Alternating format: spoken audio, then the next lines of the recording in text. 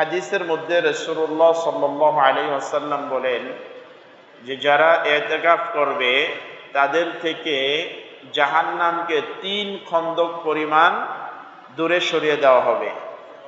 তো এক খন্দক পরিমাণ কি?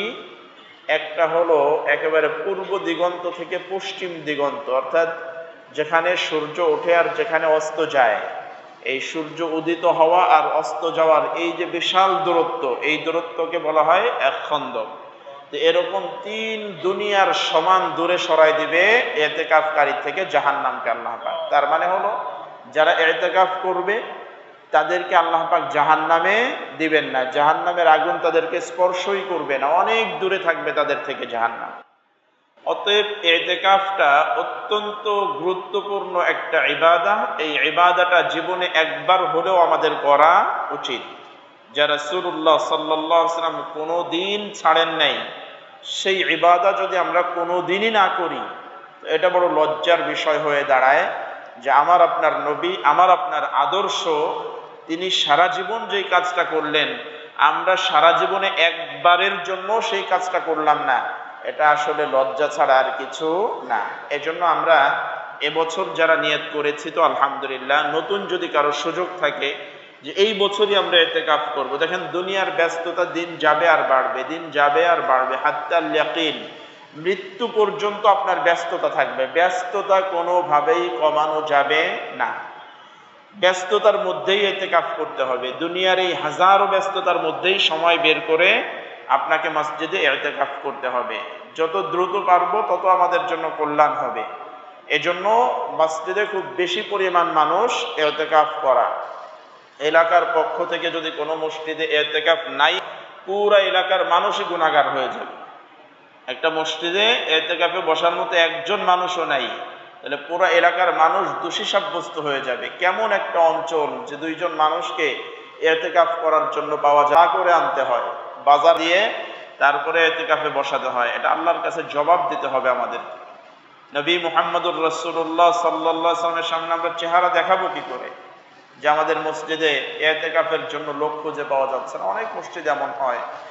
এজন্য প্রতি বছরের ধারাবাহিকতায় আলহামদুলিল্লাহ আমাদের টানারবাগ জামে মসজিদে ইতিকাফের সুন্দর ব্যবস্থাপনা থাকে। আমরা স্বেচ্ছায় রাজি হয়ে যাব কয়েকজন ভাই যে আমি এবছর ইতিকাফ করব।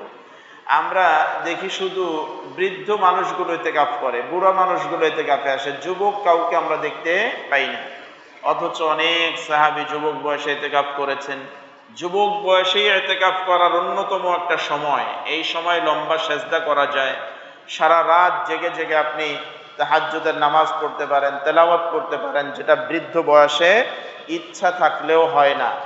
এজন্য যুবকদের কারো যদি সুযোগ থাকে, আমরা ইতিকাফের জন্য নিয়ত করে ফেলবো ইনশাআল্লাহ তাআলা। রাসূলুল্লাহ সাল্লাল্লাহু আলাইহি ওয়াসাল্লামের ইন্তেকালের পরে এই ধারাকে তার স্ত্রী যারা ছিলেন, উম্মাহাতুল মুমিনিন যারা ছিলেন, আমাদের মায়েরা, তারা এই ধারাকে চালিয়ে গেছেন। মানে রাসূলের পরিবার রমজান পেয়েছে আর ইতিকাফ করে নাই, এমন হয় নাই। বরং আল্লাহর নবী ইন্তেকাল করেছেন, ওনার স্ত্রীরা ইতিকাফ করা শুরু করেছেন। তো ইতিকাফ মস্ত বড় একটা ইবাদত, আমরা সুযোগ থাকলে অবশ্যই করব। আর যারা আমরা ইতিকাফ করার বিশাল এই সুযোগ পাচ্ছি না, আমরা মনে রাখবো শেষ দশকটার একটা সেকেন্ড সময় যেন আমরা নষ্ট না করি, একটা মুহূর্ত যেন নষ্ট না হয়। শেষ দশক, রমজানের শেষ দশকের প্রত্যেক একটা সেকেন্ড 1000 ঘন্টার চেয়ে উত্তম, 1000 বছরের চেয়ে উত্তম। এই সময়টা আমরা কেউ মিস করব না। দিন বা রাত সব সময় আমরা ইবাদার মধ্যে মশগুল থাকবো ইনশাআল্লাহ তাআলা। কারণ শেষ দশকের প্রত্যেক বেজোড় রাত লাইলাতুল কদর হওয়ার সম্ভাবনা আছে। একটা লাইলাতুল কদর যদি আপনার পক্ষ থেকে আল্লাহ কবুল করে নেয়, তো আপনি গেইনার হয়ে যাবেন, জান্নাতি হয়ে যাবেন। এজন্য আমার ভাইয়েরা, লাইলাতুল কদর আমাদের কাছে আসবে আর আমরা কদর করব না, আমরা ইজ্জত দিব না, আমরা আমাদের মতো চলবো না, তাহলে কপাল পড়ে যাবে আমাদের। লাইলাতুল কদর আসলো ক্ষমার আহ্বান নিয়ে, আমাদেরকে জান্নাতি করার ডাক নিয়ে লাইলাতুল কদর আমাদের কাছে আসে। আর আমরা দুনিয়ায় যা মন চাই তাই করি, অন্য সময় যেমন চলতাম এই সময় তেমনই চলি না। এই কাজ করা যাবে না। শেষ দশকের প্রত্যেক বেজোড় রাত, শেষ দশকের প্রত্যেক বেজোড় রাত ইবাদার জন্য ওয়াকফ করে দিতে হবে, যে এই রাতটা আমার দুনিয়ার কোনো কাজ চলবে না, এই রাতগুলো আমি আল্লাহর জন্য ইবাদার জন্য ওয়াকফ করে দিচ্ছি। শুধু আমি না, আমার পুরা পরিবার এই রাতগুলো ইবাদার জন্য শিডিউল দিয়ে রাখলাম। আমার বেজোড় রাতে আর কোনো কাজ থাকবে না। নবী সাল্লাল্লাহু আলাইহি ওয়াসাল্লাম বেজোড় রাতগুলোয় জাগতেন তো জাগতেনই, তার পরিবারকেও জাগ্রত রাখতেন, আনন্দের সাথে ইবাদা করতেন, পুরা পরিবার মিলে ইবাদা করতেন। তো আমরাও সিদ্ধান্ত নিব যে আগামীকাল থেকে বেজোড় রাত শুরু হবে, আগামীকাল থেকে বেজোড় রাত শুরু হবে।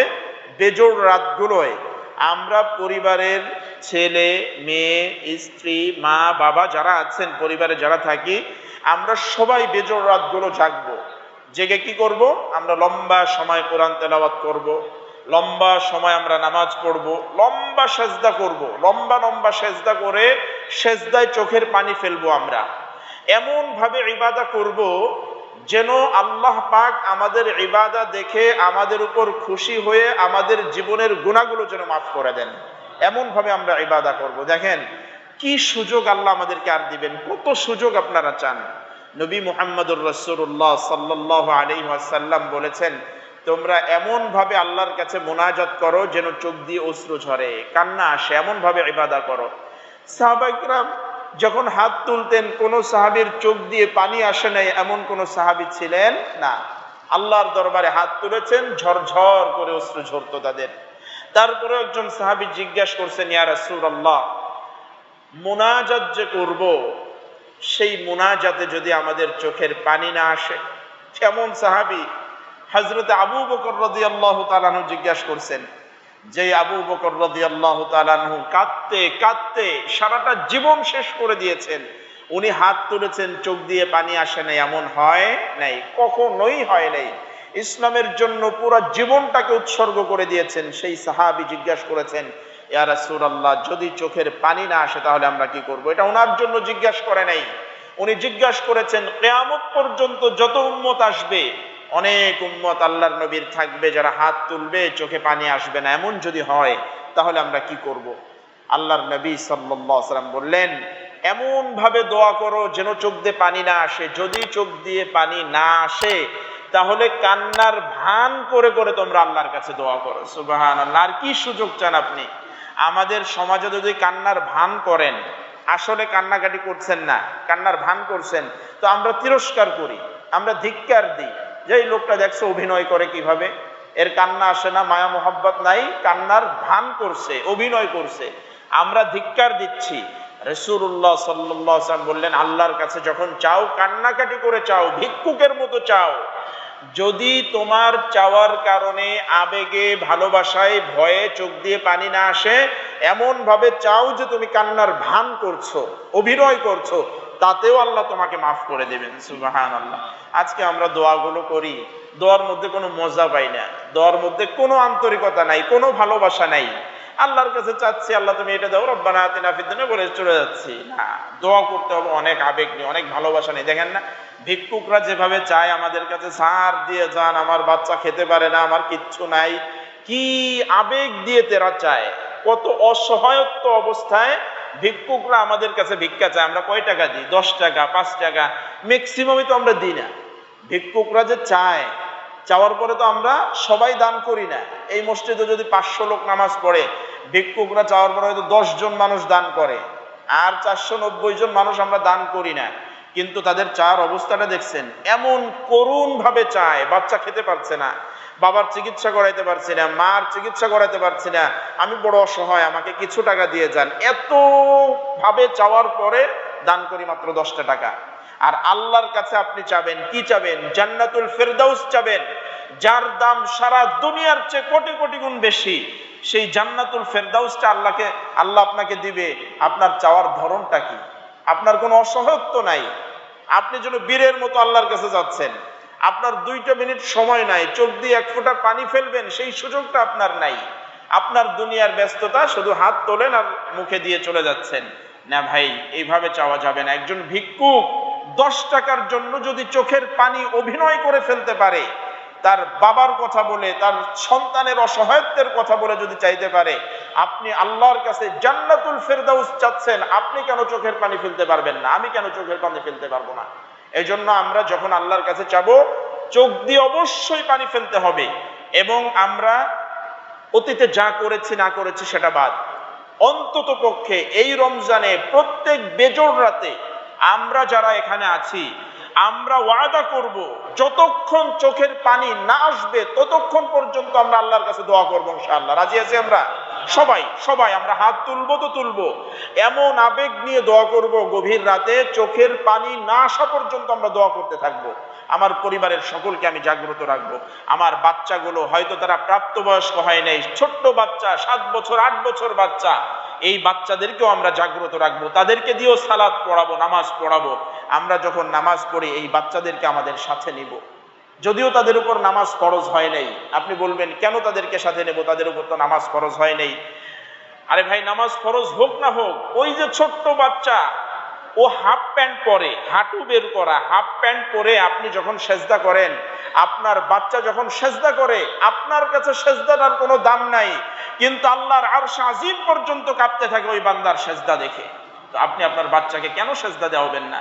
আপনার অপ্রাপ্ত নাবালেগ বাচ্চা যখন সেজদা দেয়, আল্লাহ পাক ভীষণ খুশি হয়ে যান, আপনার উপর খুশি হয়ে যায়। এই খুশি হয়ে আপনার জীবনের গুনাহগুলো মাফ করে দেয় ওই বাচ্চাদের ওসিলায়। তো আপনি আপনার ওই অপ্রাপ্ত বয়স্ক বাচ্চাদেরকে দিয়েও নামাজ পড়াবেন, আপনার সাথে মুনাজাতে হাত তুলাবেন। ওদের তো কোনো গুনাহ নাই, ওরা তো নিষ্পাপ, ওদেরকে সাথে নিয়ে হাত তুলবেন। যতক্ষণ পর্যন্ত আমাদের চোখে পানি না আসবে আমরা লম্বা দোয়া করবো ইনশাআল্লাহ তাআলা। এভাবে যদি আমরা বেজোড় রাতগুলো কাটাতে পারি, তাহলে আমরা লাইলাতুল কদর আমাদের ভাগ্যে নসিব হয়ে যাবে। একটা লাইলাতুল কদর যদি ভাগ্যে নসিব হয়ে যায় তো জান্নাতি হয়ে যাবো ইনশাআল্লাহ তাআলা। এই জন্য আমার প্রিয় দিনী ভাইয়েরা, এই সময়গুলো আমরা নষ্ট না করি। বিশেষ করে রমজানের শেষ দশকটা আমাদের দেশের কালচার হলো, এই সময় আমরা শিডিউল দিয়ে থাকি, মার্কেটে যাব, ব্যবসা বাণিজ্য যারা করে তো আলাদা বিষয়, কিন্তু যারা ক্রেতা তারা এই বেজোড় রাতগুলো কেনাকাটায় শেষ করে দেয়। আমার ভাইয়েরা, খবরদার, আমরা একজনও বেজোড় রাতে কেনাকাটা করব না। হ্যাঁ, কেনাকাটা করেন, আমার আপত্তি নাই, কিন্তু সেগুলো আকপিচ করে করেন। আপনি যদি বুঝতেন, আপনি যদি জানতেন যে বেজোড় রাতের প্রত্যেকটা মিনিট ঘন্টা আপনার জন্য কত দামি, কোটি টাকার সম্পদ দেওয়া হলে আপনি দুনিয়ার জন্য ব্যস্ত থাকতেন না। কিন্তু আমরা আজকে বুঝি না। বুঝবো, যখন বুঝবো তখন এই বুঝে আর কোনো কাজ হবে না। এজন্য সময় থাকতে আমাদের বুঝতে হবে। আল্লাহ পাক যেন আমাদেরকে জীবনে একবার হলেও ইতিকাফ করার তৌফিক দান করে, আমিন। আল্লাহ যেন লাইলাতুল কদরের মতো মহা নিয়ামত আমাদের ভাগ্যে নসিব করেন, আমিন। ওয়া আখিরু দাওয়ানা আলহামদুলিল্লাহি রাব্বিল আলামিন। সুবহানাকাল্লাহুম্মা ওয়া বিহামদিকা আশহাদু আল লা ইলাহা ইল্লা আনতা আস্তাগফিরুকা ওয়া আতুবু ইলাইহি। আসসালামু আলাইকুম ওয়া রাহমাতুল্লাহ।